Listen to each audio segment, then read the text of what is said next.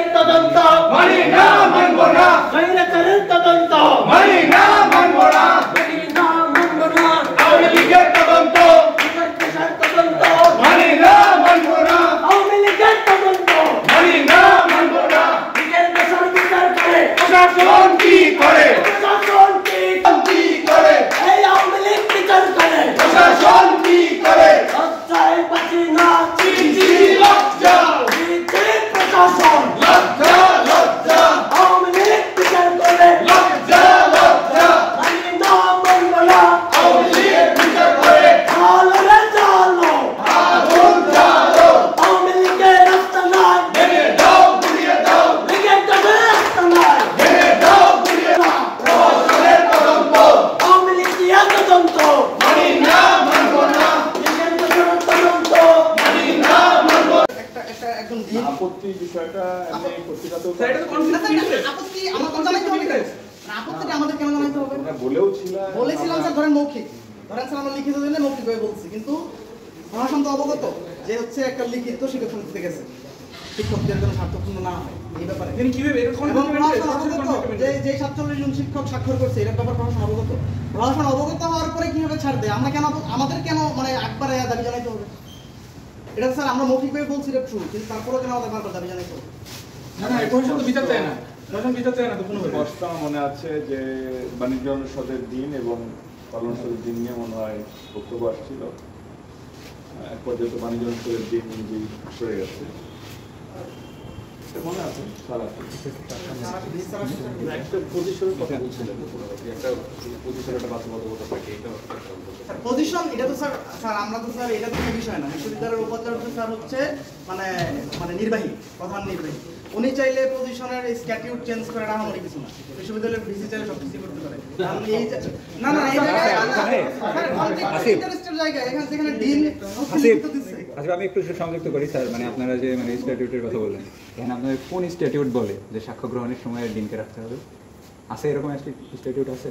নাই। আপনারা স্যার ইচ্ছা করে রাখছেন, এটা স্যার আপনারা চাচ্ছেন যে বিচার অলিখিত আর কি। এই বিষয়ে ধরো যে আমি একটু বলতে পারবো, কারণ হচ্ছে যে স্ট্রাকচার কমিটি যেগুলো হয়েছে, স্ট্রাকচার কমিটি রেসপেক্টিভ বিভাগের অভিযুক্ত স্যার অবজেকশন তো এখানে না, অবজেকশন হচ্ছে সাক্ষ্য গ্রহণের সময় প্রয়োজন আছে কিনা তাদের বলছি সেটা যে স্ট্রাকচার কমিটির ক্ষেত্রে একটা পার্টিকুলার বিভাগের জন্য অভিযুক্ত শিক্ষকদের জন্য একটা কমিটি, এগুলো প্রত্যেকটা ইন্ডিভিজুয়াল রেসপেক্টিভ ডিপার্টমেন্ট যে রেসপেক্টিভ ফ্যাকাল্টিতে বিলং করে সেই ফ্যাকাল্টির ডিন হচ্ছে বাই পজিশন মানে স্ট্যাটিউট উনি ওই কমিটির সদস্য। কিন্তু যখন ধরো তদন্ত কার্যক্রম চলবে সেই সময় হচ্ছে যে পার্টিকুলারলি ওই বিভাগের শিক্ষক সংখ্যা আমি যখন সাক্ষ্য নিব তখন হচ্ছে যে ওই বিভাগের চেয়ারম্যান এবং বাকি সব কমন। আমরা ধরো যে গাণিতিক ও পদার্থ বিষয়ক অনুষদ, সমাজবিজ্ঞান অনুষদ, কলা মানবিক অনুষদ, জীববিজ্ঞান অনুষদ এবং বাণিজ্য অনুষদ, আর ইনস্টিটিউট হিসাবে IBA, CLC মানে যেখানে অভিযুক্তরা ছিলেন সেই সমস্ত জায়গাতে ধরো যে সেভাবে যেখানে ডিন নাই সেখানে হচ্ছে যে বুঝতে পারছি স্যার। এখন আজকে কি কোনো মানে আমরা যে সাক্ষ্য দিতে আসছি, আমরা কি স্যার কোনো পার্টিকুলার শিক্ষকের জন্য সাক্ষ্য দিতে আসছি স্যার? তাহলে আমি এক বিভাগের চেয়ারম্যানের সামনে আরেক বিভাগের চেয়ারম্যানের ওইটাই বলছি। এখন তোমরা তো রেকর্ড করছো, সেটা হচ্ছে যে এটা ইন্ডিভিজুয়ালি হয় মানে হওয়া প্রয়োজন ছিল স্যার। এটা ইন্ডিভিজুয়ালি আমি বলি মানে আপনাদের প্রসেসটা তো রং স্যার, এটা ইন্ডিভিজুয়ালি হয়, এটা আমার লিগাল পারসেপশন। তো এখানে ধরো আমাদের উপরে হচ্ছে যে ব্যাপক চাপ আছে, বিচারটা শেষ করতে হবে। একজন সাক্ষী যখন সাক্ষ্য দিতে আসবে সে বিভিন্ন এই যে অভিযুক্তরা যারা ভিন্ন ভিন্ন বিভাগ ভিন্ন ভিন্ন অনুষদের তাদের বিষয়ে বক্তব্য আসতে পারে।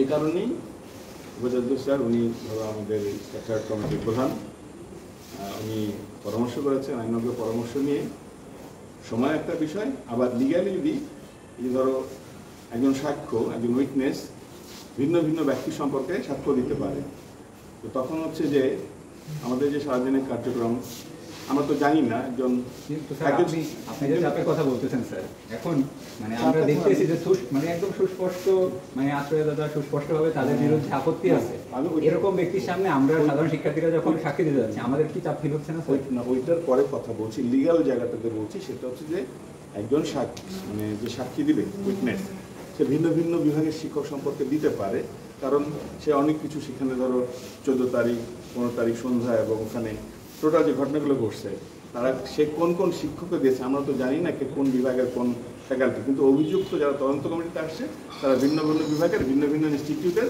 ভিন্ন ভিন্ন অনুষদের। তখন হচ্ছে যে